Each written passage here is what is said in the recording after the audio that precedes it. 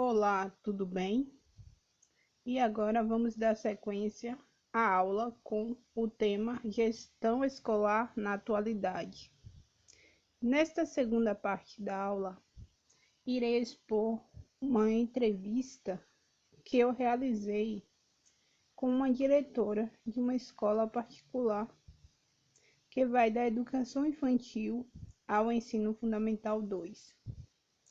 A entrevista foi realizada com algumas perguntas, a qual eu enviei por e-mail à diretora.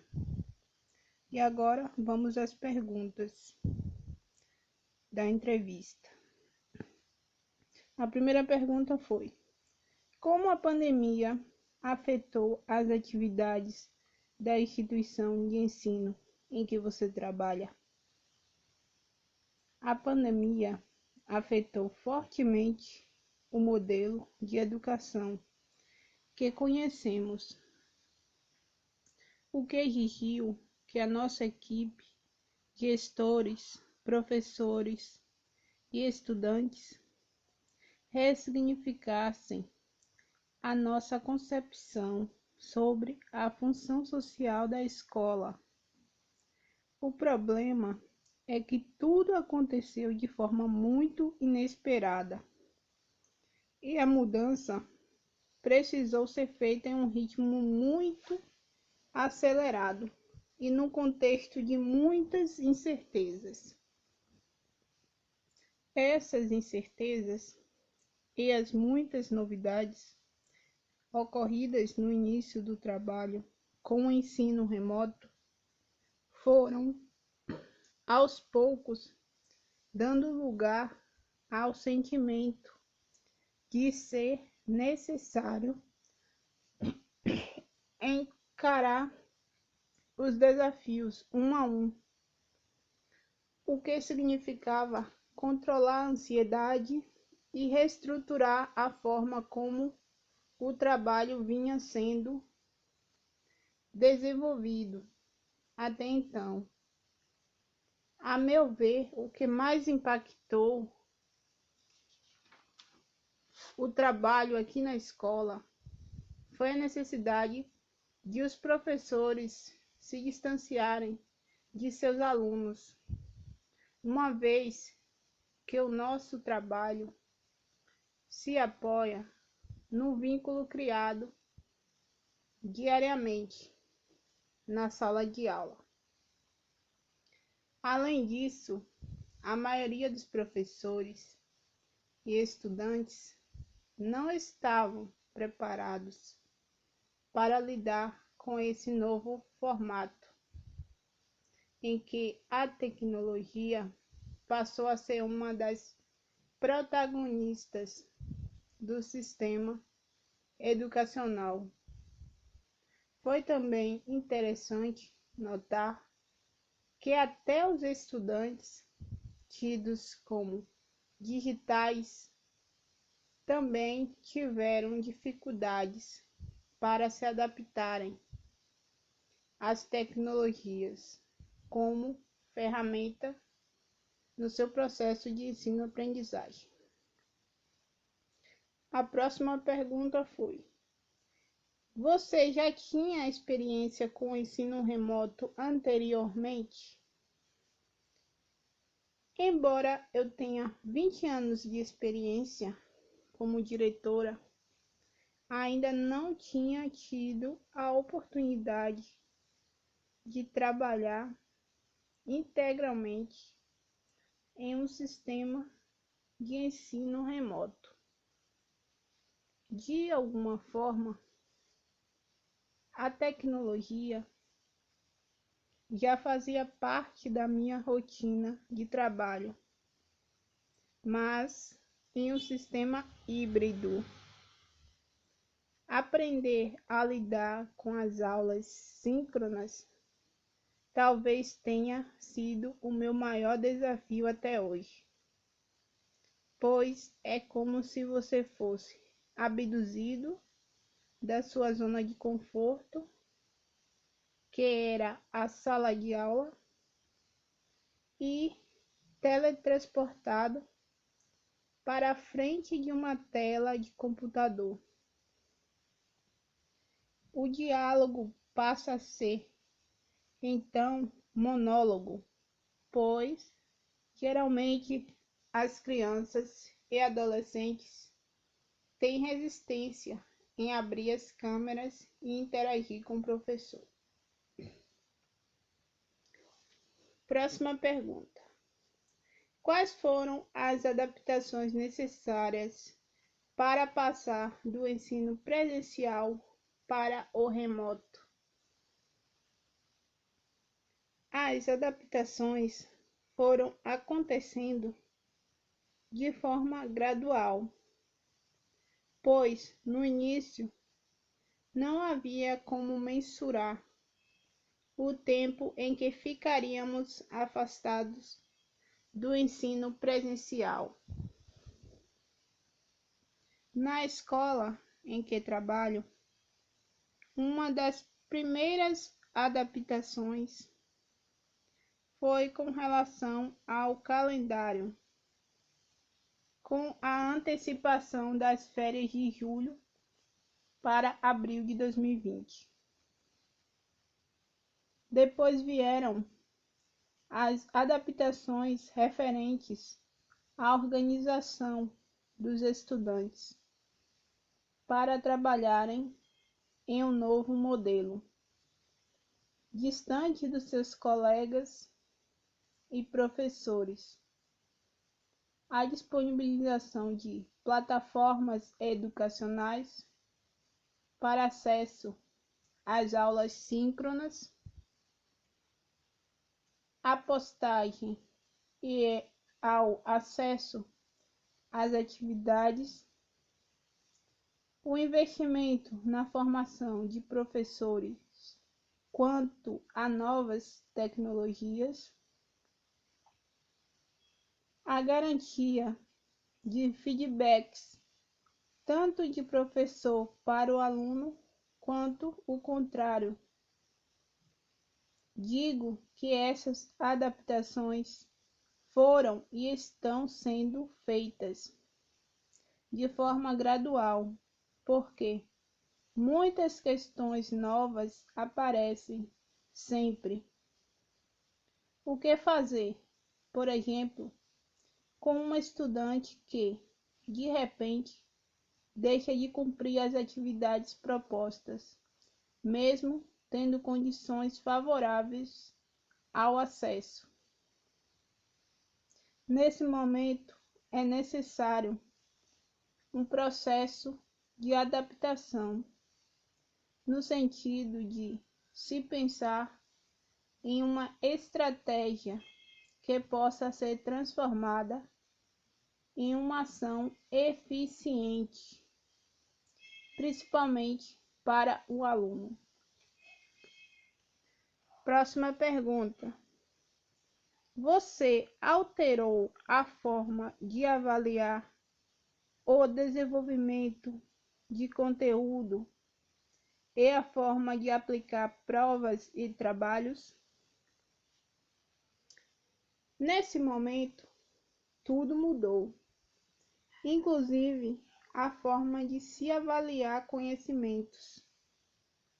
Sou consciente de que muitos alunos, durante a prova online, resolveram as questões a partir de consultas na internet, conversas com colegas pelo WhatsApp. Não há como evitar isso.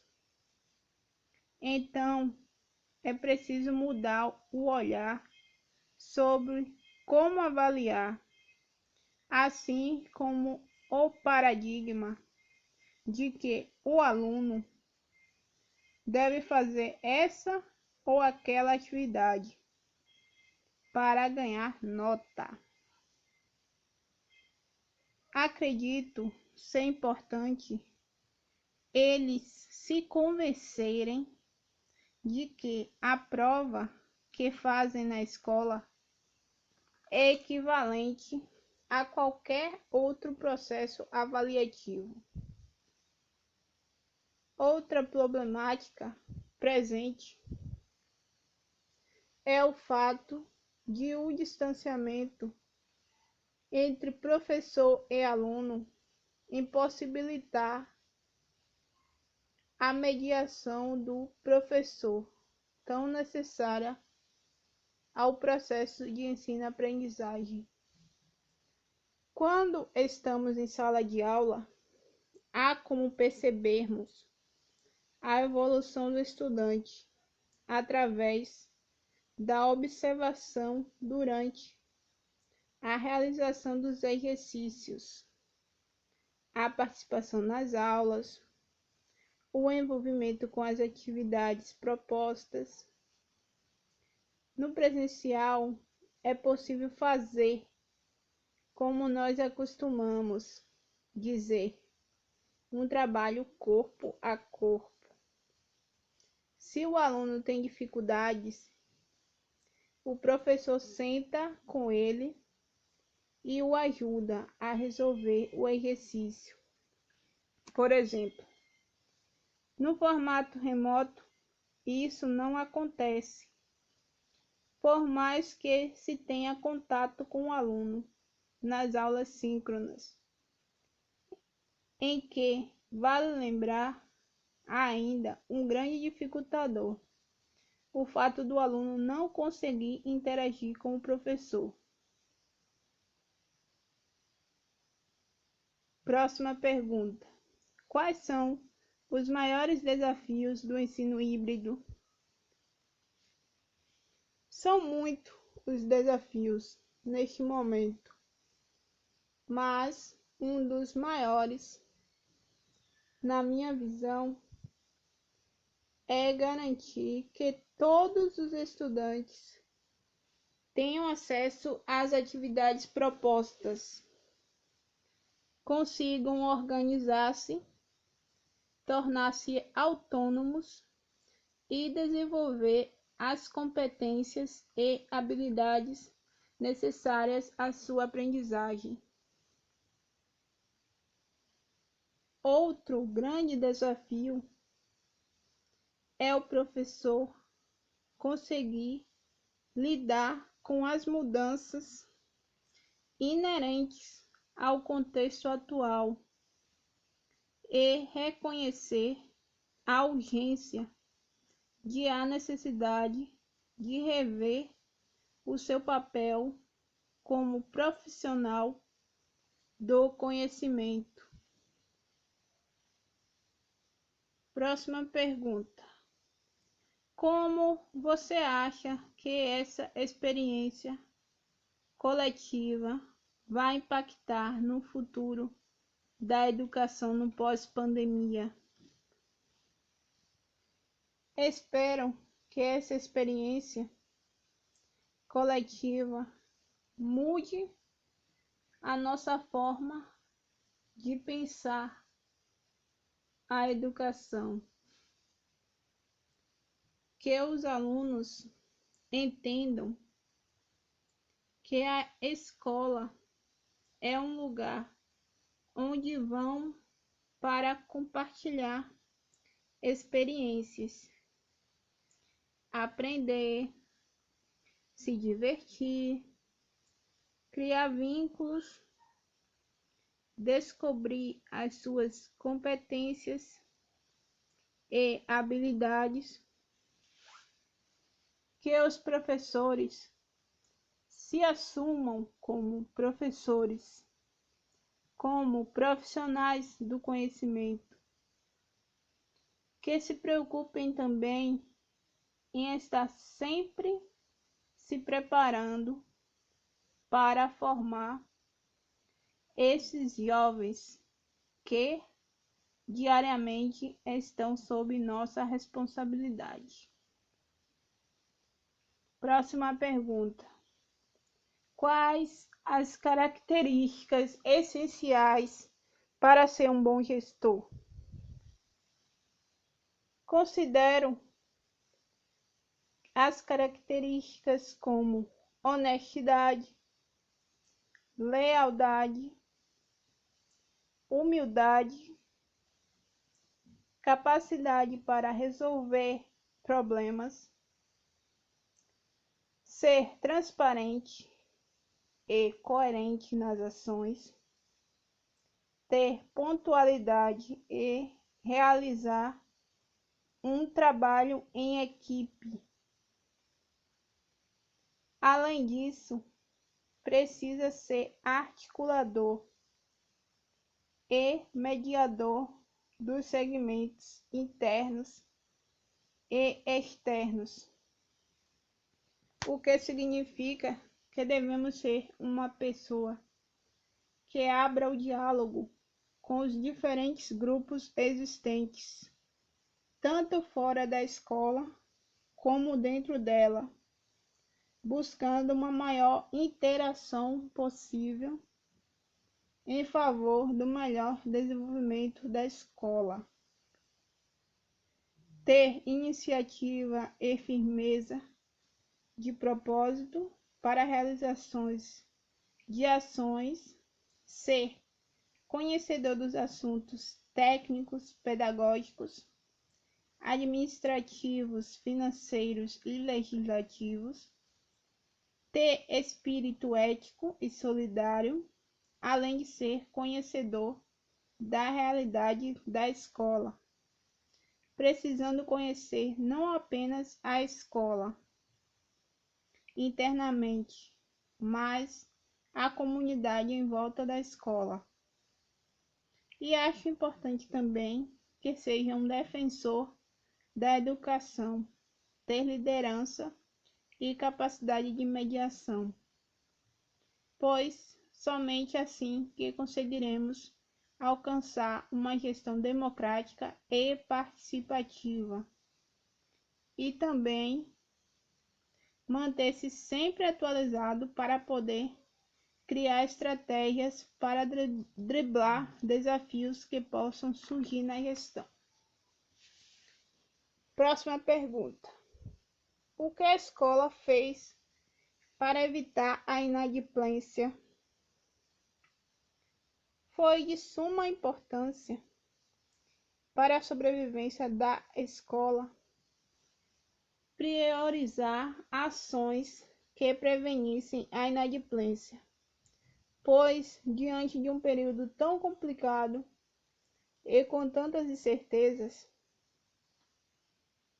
é natural que algumas famílias atrasem as mensalidades ou acabem deixando de realizar os pagamentos mensais em dia.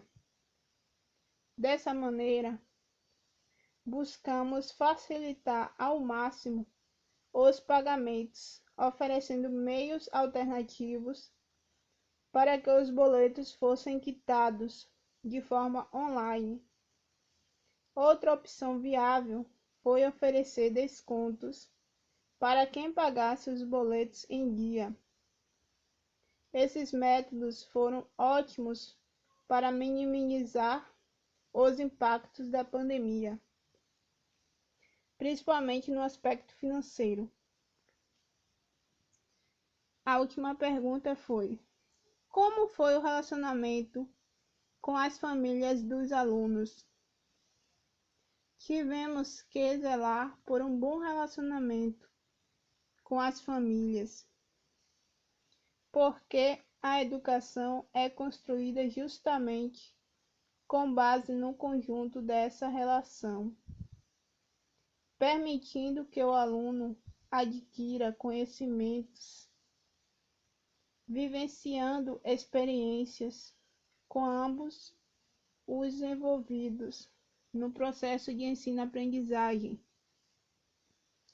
O que cabe à gestão é promover essa interação, tendo uma boa comunicação com os responsáveis, para que todas as informações relativas à proposta pedagógica, o conteúdo programático, o calendário e as atividades extracurriculares sejam divulgadas. A transparência neste sentido é uma estratégia fundamental, pois, além de gerar confiança, também leva maior segurança para a família. Portanto, envolver os pais nos processos da instituição de ensino é contar com uma parceria cada vez mais forte e imprescindível para atingir os objetivos e metas de aprendizagem definidas para o ano letivo.